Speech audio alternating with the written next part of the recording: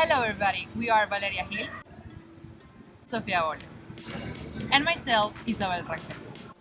Today we're going to talk about language acquisition.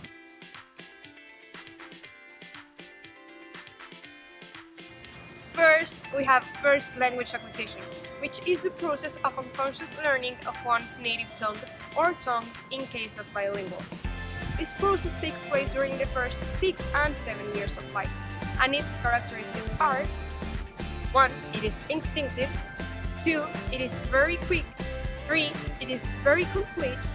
4. It doesn't need instruction. And then we have second language acquisition, which refers to the process of learning a new language after the mother tongue has been largely acquired. This is mainly a subconscious process, and it can be compared to the process of second language learning, but it is different because second language learning, yes, it helps you to learn a new language, but it is through more conscious processes. It has 4 stages. They are 1. Silent, 2. Production, 3. Intermediate, and 4. Advanced.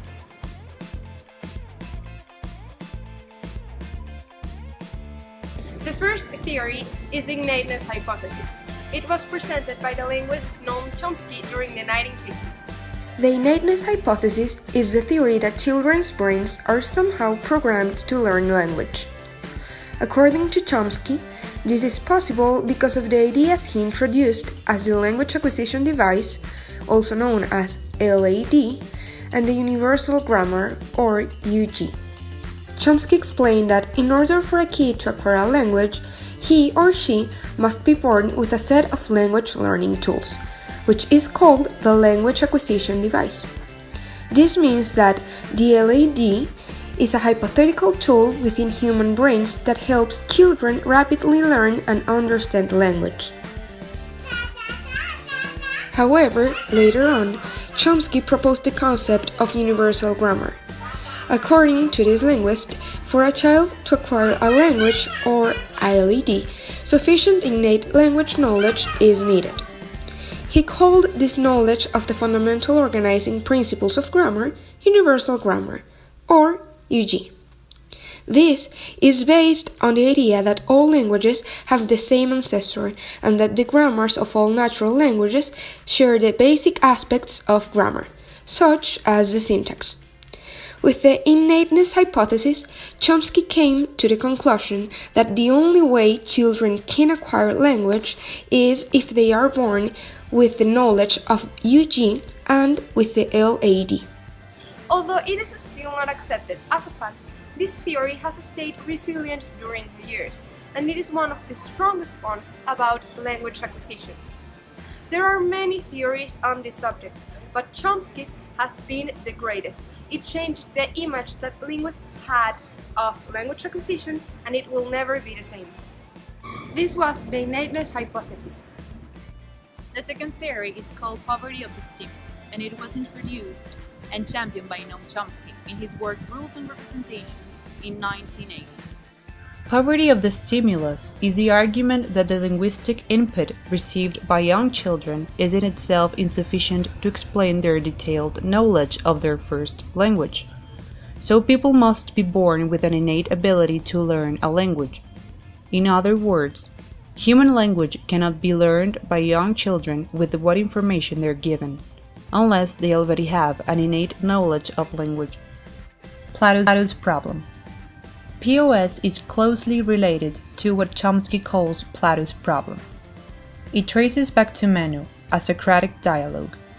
Socrates demonstrates that an uneducated boy nevertheless understands geometric principles. Plato's problem directly parallels the idea of the innateness of language, universal grammar, and more specifically the poverty of the stimulus argument, because it reveals that people's knowledge is richer than what they are exposed to. Chomsky illustrates that humans are not exposed to all structures of their language, yet they fully achieve knowledge of these structures. Poverty of the stimulus is very important to the nativist side, and it has also been used to reinforce Chomsky's theory of a universal grammar. This was poverty of the stimulus. The critical age hypothesis was introduced by Wilder Penfield in 1969, and then it was refined by Lenberg in 1967. In the process of second language acquisition, also known as SLA, the age factor has great influence because of the way age intersects with a range of social, affective, educational, and experiential variables, clarifying its relationship with learning success. The critical period hypothesis, or CPH, was perfected by Lenberg in 1967, when he argued that language acquisition needed to take place between age 2 and puberty, a period which he believed to coincide with the lateralization process of the brain. For him, the critical period concept referred to an automatic acquisition or a sensitivity that children have to language in comparison to adults.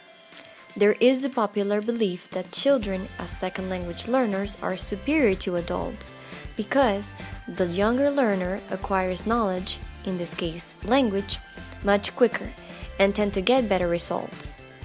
However, this is a controversial topic because in the original formulation of Lenberg of this hypothesis, evidence for its existence was based on the relearning of impaired first language skills, rather than the learning of a second language under normal circumstances.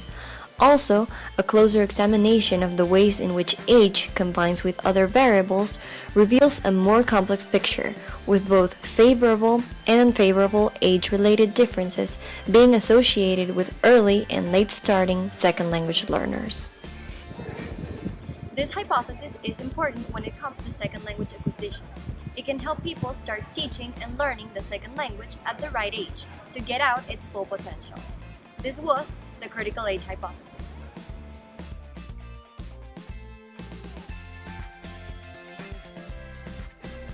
To finish, remember that language acquisition applies to both first language and second language. Also, there are many factors and stages that contribute to the process.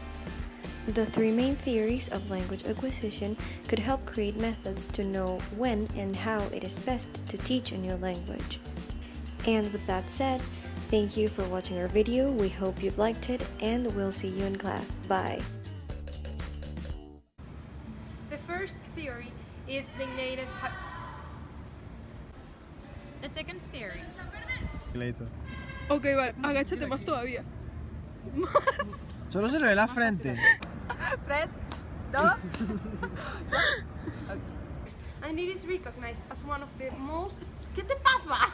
Terrible, perdón, me quedé viendo Valeria y subir. Es una propaganda de Discovery Kids.